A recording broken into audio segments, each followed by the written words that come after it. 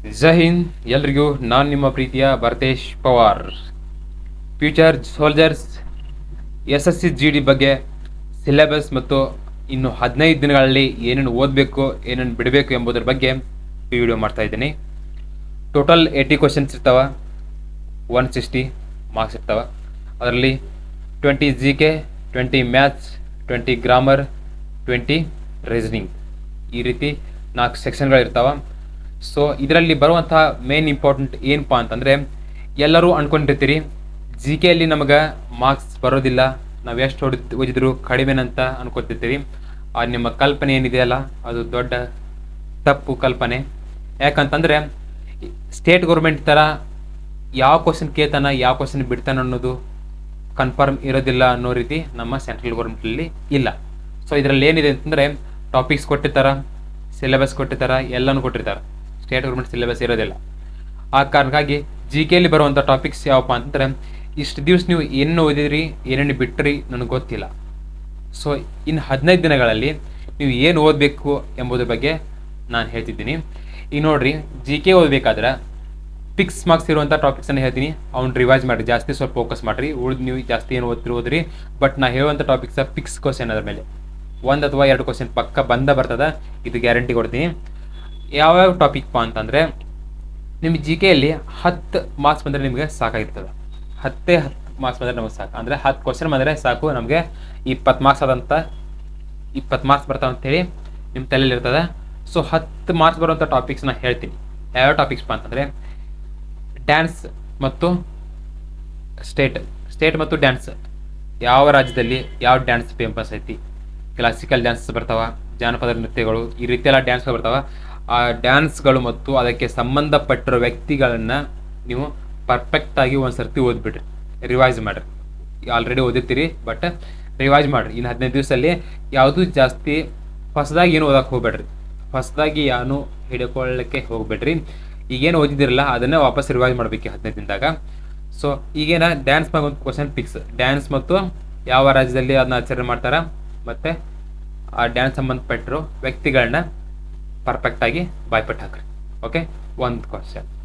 Next, ಇನ್ನು ಸಂಗೀತ ಬಗ್ಗೆ ಬಂದರೆ, ಯಾವ ವ್ಯಕ್ತಿ ಯಾವ ವಾದ್ಯವನ್ನು ನುಡಿಸ್ತಾನೋ, ಹಾರ್ಮೋನಿಯಂ ನುಡಿಸ್ತಾನೋ, ಫ್ಲೂಟ್ ನುಡಿಸ್ತಾನೋ, ಈ ರೀತಿ ಸೆಹನಾಯಿ ನುಡಿಸ್ತಾನೋ, ವೀಣೆ ನುಡಿಸ್ತಾನೋ, ಘಟಂ ನುಡಿಸ್ತಾನೋ, ಈ ರೀತಿ ಎಲ್ಲ ಸಂಗೀತದಲ್ಲಿ ನಾನಾ ಥರ ಅವು ವಾದ್ಯಗಳು ಬರ್ತಾವೆ. ಆ ವಾದ್ಯಗಳನ್ನ ಯಾವ ವಾದಕರು ನುಡಿಸ್ತಾರೆ, ಇದನ್ನ ಸ್ವಲ್ಪ ಕರೆಕ್ಟಾಗಿ ಪರ್ಫೆಕ್ಟಾಗಿ ಓದ್ರಿ. ಇದ್ರ ಮ್ಯಾಗ ಕ್ವಶನ್ ಪಕ್ಕ 1 ಅಥವಾ 2 ಕ್ವಶನ್ ಪಕ್ಕ ಬರ್ತಾವೆ. ಓಕೆ, ನೆಕ್ಸ್ಟ್, ನ್ಯಾಷನಲ್ ಪಾರ್ಕ್ಸ್, ರಾಷ್ಟ್ರೀಯ ಉದ್ಯಾನವನಗಳಲ್ಲಿ ಒಂದು ಕ್ವಶನ್ ಬರ್ತದೆ. ಆ ವೈಲ್ಡ್ ಲೈಫ್ ಸೆಂಚುರಿ, ಈ ರೀತಿ ಎಲ್ಲ ಪಕ್ಕ ಬರ್ತದೆ, ಇದನ್ನ ನೋಡ್ಕೊಳ್ಳಿ. ಇದ್ರ ಮೇಲೆ ಒಂದು ಕ್ವಶನ್ ಪಕ್ಕ ಬರ್ತದೆ. ಇದಾದ ನಂತರ ಸರೋವರಗಳು, ಸಾಲ್ಟ್ ಸರೋವರ, ಸಾಲ್ಟ್ ಲೇಕ, ಉಲ್ಲಾರ್ ಲೇಕ, ಈ ರೀತಿ ಎಲ್ಲ ಬರ್ತಾವಲ್ಲ, ಇವ ಮೇನ್ ಇಂಪಾರ್ಟೆಂಟ್. ಸರೋವರಗಳ ಮ್ಯಾಗ ಒಂದು ಕ್ವಶನ್ ಪಕ್ಕ ಬರ್ತದೆ ಜಿಯೋಗ್ರಫಿ ಮ್ಯಾಗ. ಮತ್ತು ನೆಕ್ಸ್ಟ್, ನದಿ ದಂಡೆಯ ಮೇಲಿನ ಪ್ರದೇಶಗಳು, ನದಿಗಳ ಮೇಲಿನ ಪ್ರದೇಶಗಳು, ಅದು ಸ್ವಲ್ಪ ಓದ್ಕೊಳ್ರಿ.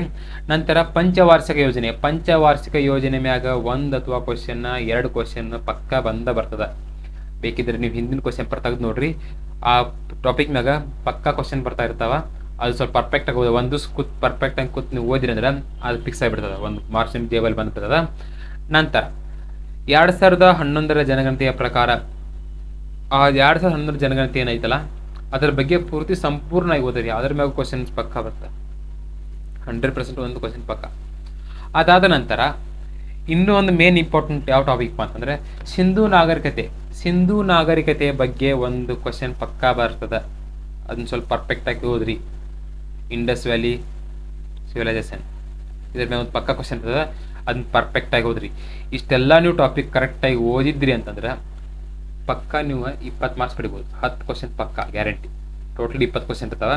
ಇನ್ನೂ ಭಾಳ ಟಾಪಿಕ್ಸ್ ಬರ್ತಾವೆ. ಆದರೆ ಮೇನ್ ಇಂಪಾರ್ಟೆಂಟ್ ನಿಮಗೆ ಪರ್ಫೆಕ್ಟ್ ಪಕ್ಕ ಬರುವಂಥ ಕ್ವಶನ್ಸ್ ಅಂದರೆ ಇವೆ. ಕ್ರೀಡೆಗಳ ಮೇಲೆ ಒಂದು ಕ್ವಶನ್ ಬರ್ತದೆ, ಕ್ರೀಡೆಗಳ ಬಗ್ಗೆ ಓದ್ಕೊಳ್ರಿ. ಈ ರೀಸೆಂಟಾಗಿ ನಡೆದಿರ್ತಕ್ಕಂತಹ ಕ್ರೀಡೆಗಳ ಬಗ್ಗೆ ಓದ್ಕೊಳ್ರಿ. ಇಷ್ಟ್ರ ಮ್ಯಾಗ ನೀವು 10 ಕ್ವಶನ್ ಪಕ್ಕ ಟಚ್ ಮಾಡ್ತೀರಿ, 20 ಮಾರ್ಕ್ಸ್ ಬರ್ತಾವೆ. ಈ GK ಟಾಪಿಕ್ಸ್ ಮೇನ್ ಇಂಪಾರ್ಟೆಂಟ್. ಇನ್ನೂ ಟಾಪಿಕ್ಸ್ ಅದಾವ, ಬಟ್ ಮೇನ್ ಇಂಪಾರ್ಟೆಂಟ್ ಟಾಪಿಕ್ಸ್ ನಿಮಗೆ ಹೇಳಿದೆ.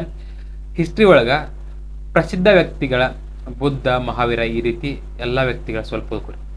ಇಷ್ಟು ಮಾಡಿದ್ರೆ GK ಮ್ಯಾಗ ಇಷ್ಟು ಫೋಕಸ್ ಮಾಡಿರಿ. ಯಾಕಂದ್ರೆ ಜಾಸ್ತಿ ಎಲ್ಲ ಓದ್ಬೋದಾಗಿತ್ತು, ಬಟ್ ಟೈಮ್ 15 ದಿವಸ ಅಷ್ಟೇ ಐತಿ ರಿವೈಸ್ ಮಾಡೋಕೆ. ಇದ್ರ ಮ್ಯಾಗ ಸ್ವಲ್ಪ ಜಾಸ್ತಿ ಫೋಕಸ್ ಮಾಡಿರಿ. 10 ಮಾರ್ಕ್ಸ್ ಅಂತೂ ಪಕ್ಕ ಬರ್ತಾವೆ. ಓಕೆ, ಮ್ಯಾಥ್ಸ್ ಅಂತ ಬಂದರೆ ಕ್ವಶನ್ ಪ್ರತಿಯೊಂದು ಟಾಪಿಕ್ ಮ್ಯಾಗೂ ಪ್ರತಿಯೊಂದು ಕ್ವಶನ್ಸನ್ನು ಇದ್ದಿರ್ತಾವೆ.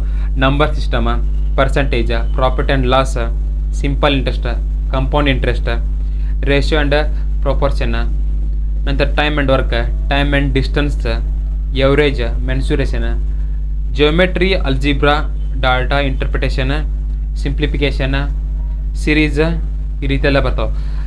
ಅಲ್ಜಿಬ್ರಾ ಮತ್ತು ಜಿಯೋಮೆಟ್ರಿ ಒಟ್ಟು ನೋಡೋಕೆ ಹೋಗ್ಬೇಡ್ರಿ, ಅವು ಸ್ವಲ್ಪ ಅಡ್ವಾನ್ಸ್ ಮ್ಯಾಥ್ಸ್ ಆಗ್ತಾವೆ, ಅದನ್ನ ನೋಡೋಕೆ ಹೋಗ್ಬೇಡ್ರಿ. ಉಳಿದು ಟಾಪಿಕ್ಸನ್ನು ಪ್ರಾಕ್ಟೀಸ್ ಮಾಡಿರಿ.